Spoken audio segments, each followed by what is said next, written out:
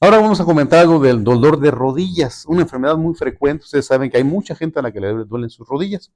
Y hay gente joven, gente adulta, gente viejita que le duelen las rodillas. Pues la razón del dolor de rodillas es multifactorial, hay muchas causas de dolor de rodillas.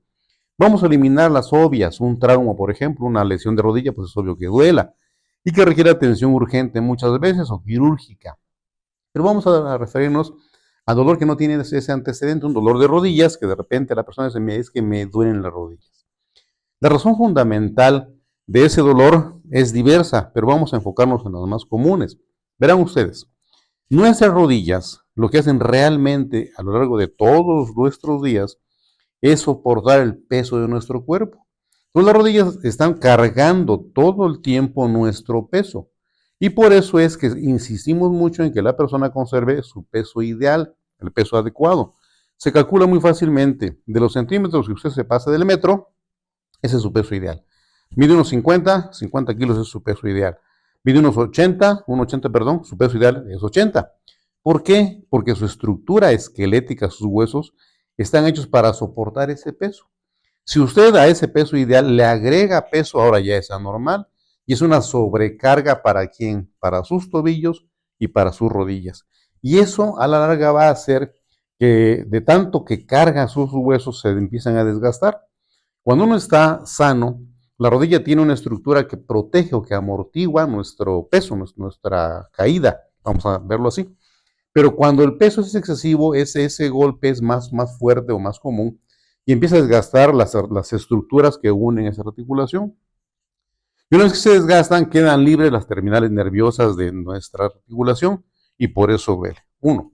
Segundo, la arquitectura o la forma que tengan nuestras rodillas deben ser totalmente rectas. Cualquier desviación en ese eje de las rodillas va a causar una compresión mayor de un lado que del otro. Y esa compresión va a dar dolor, ya sea en la parte interna o en la parte externa de la rodilla. Si eso ocurre, pues obviamente habría que enderezar las rodillas para que se equilibre y no lesione. Otra, todo lo que circunde o protege la rodilla también se puede inflamar. Incluso estar mucho tiempo hincado o hacer actividades hincados llega a dar dolor porque inflama la estructura que envuelve la rodilla, la bursa o la bolsa, como quieran decirle, se inflama y esa inflamación causa dolor. Síntomas, pues duele, la rodilla duele. Generalmente duele cuando después de una posición se cambia a posición sedente para iniciar la marcha. Entonces una persona está sentada, tal vez no le duela gran cosa, pero cuando se incorpora, al mover la articulación y cargar peso, empieza a doler inmediatamente. Muchas veces al empezar a caminar el dolor cede y muchas veces empeora, dependiendo de qué, del desgaste de la razón de fondo de esa rodilla. Un dolor común también es la lesión de los meniscos. Los meniscos son dos platillos que amortiguan el peso del fémur sobre la tibia y que son los que hacen que nos podamos mover, flexionar y que no nos duela. Pero esos meniscos son también muy débiles, tienen una irrigación muy pobre y se lesionan, se fracturan o se rompen.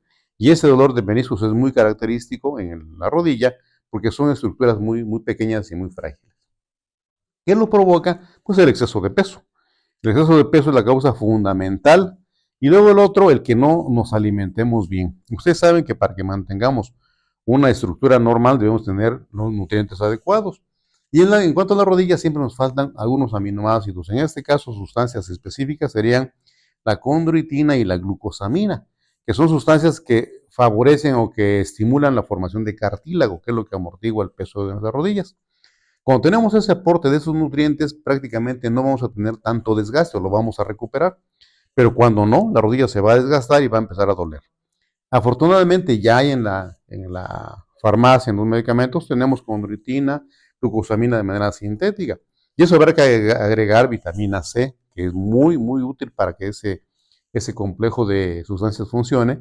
También el magnesio es muy útil.